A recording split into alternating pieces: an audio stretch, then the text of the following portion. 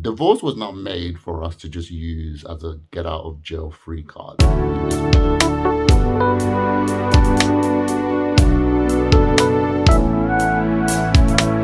Hi guys, welcome to my channel. Before I get into this video, please remember to do all the YouTube stuff.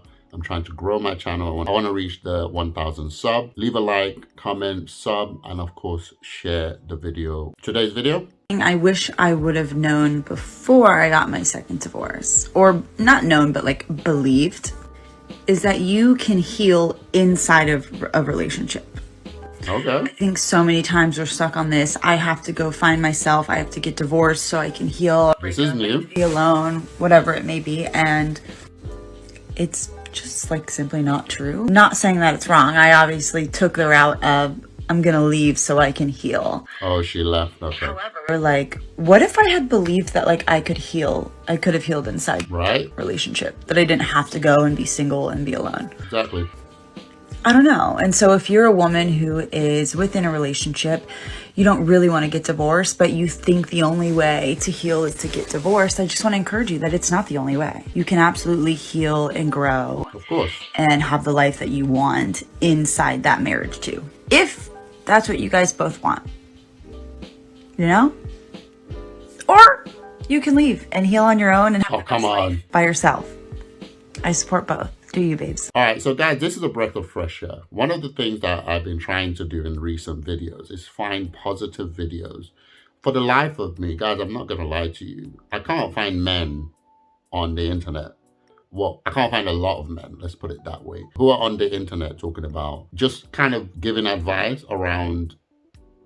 I'm not talking about the red pill. You can find loads of red pill people online talking about this. I don't find based men. Right? And I try to be as based as possible on my channel because, again, I like to listen to what, every time I watch these videos with you guys and react to it, I'm listening to the person and I'm trying to see if there's something that I can kind of gain some form of insight about how they're thinking. Of course, I know what my beliefs are as a Christian, but I'm still trying to understand where they're coming from. For the life of me, guys, I can't find men online who are doing basically what women are doing online. The internet is really made for women because when you think about like advertising and shopping and things like that, that's the internet in a nutshell, because everything that we use, they advertise to us. So it's kind of catered to women in that sense, not in a bad way, guys. But men don't usually come out to talk about their issues. And I think we all can agree, especially when you talk about like the rate of suicide, depression, and things like that, men don't talk about it, right? And I think that's probably why it's not as captured as it would be, because as we know at the moment, depression is rising a lot higher in women right now. And most of it is due to the current day lifestyle and the whole people being alone and not being able to secure a relationship.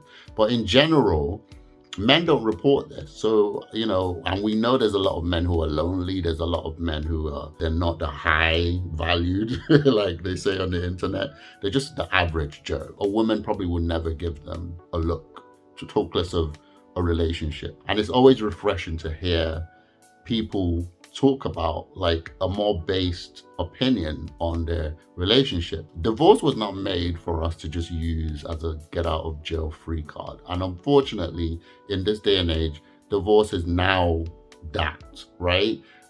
Back in the day, you'd only divorce for serious things. I think even in the Bible, it says that once somebody has defiled the marriage bed, that's usually like the only reason. And then of course, domestic violence and things like that. But now people are divorcing because they're not happy. Like what happened to for better, for worse? What happened to through sickness and in health? What happened to that? What happened to once you get married, that's it. There's no back route. There's no, there's no bridge to go back. What happened to that? That's all gone now. And I think that's the source of our troubles in this day and age, because marriage is no longer held in such high regard, which means I can just get married willy-nilly and divorce willy-nilly. And this is the reason why men in general no longer trust that institution. So most people are doing cohabitating and stuff like that, which is wrong, right? From a biblical standpoint, that's not how it's supposed to work. be that as it may, I really enjoyed what this lady is saying. Negating things like cheating and negating things like domestic violence. If there is issues in your marriage, you can work it out. You can go to therapy, you can go to counseling, you can go to church, you can go to people who are doing it right and get some advice, right? Don't just stay in your marriage depressed. And the thing about relationship is that the person who hurts you the most is the person you love the most, right? So if you're really offended by your husband, it's because you love them. If you're really offended by your wife, it's because you love them. You don't get this offended by somebody you don't know, right? So it means there is something there. And a lot of times we get to a point where we can't talk anymore, like it, because the anger, the resentment, the offense is too great. You need somebody to sit in between and tell you you are wrong or you are right, or you know, not even you're right. There shouldn't even be a right, because it takes two to tango. It's just going to be one of those, this is how you should do it, try it this way, this is what she's trying to say, this is what he's trying to say. Sometimes you need that, and that you can get that from counseling. You can get that from people you trust, people who are above you, people who have gone before you. So yeah, you can fix your marriage without divorcing, as long as it's not somebody. And the thing about the cheating is, according to the Bible, you've kind of broken the because sex is meant to be the sealing of your bodies. Sex is supposed to be the joining of your bodies.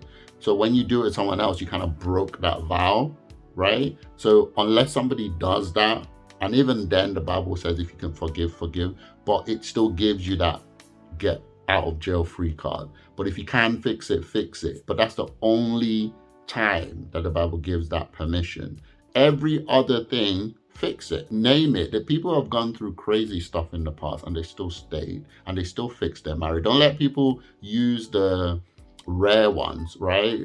These are rare issues where they say, oh, the woman stayed and suffered. No, people fixed their marriages, right? This was the common thing to do. People had issues and they fixed their marriage. You get the rare one where the woman stays and suffers and suffers. It does happen. But the common one is that people have issues and they fix it. It's the same way we live now in today's day and age. We had a recession, we had hard times, but we stuck it out and we got through it. We had a virus that happened, we stuck it out and we got through it. It's the same for marriages. Like, you get issues happen to you in marriage, you face it, you get through it. That's how it's supposed to happen, right? But unfortunately, in this day and age, it's like our young people have not been taught resilience. Resilience is important. You need to be able to stick it out. And if you're making the vow to get married, you need to be vowing that you will stick it out with this person. Guys, what do you think of the video? I really like when people come out and give base advice.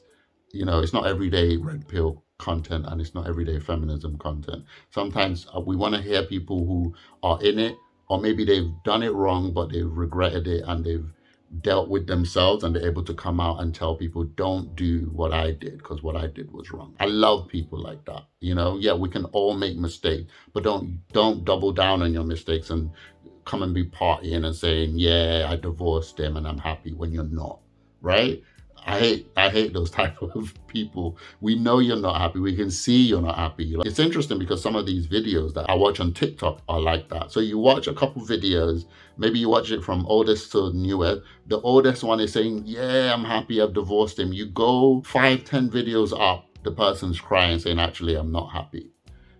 It is what it is. Guys, let me know, do you know any men who are doing based content, or who have advised, who do videos where they advise people on actual, true, real advice about how to stick it out in marriage, or people who are doing it well, people who are doing it right? My aim is to make sure young people are aware, you know, even though the internet may flood your feed with negative stuff because it sells, we should be able to see that there are positives happening. And really and truly, positives do outweigh negative. Let me know what you guys think in the comments below. Leave a like on this video. Please help me out. I'm trying to grow the channel to 1,000 subs. I'll see you guys on my next reaction.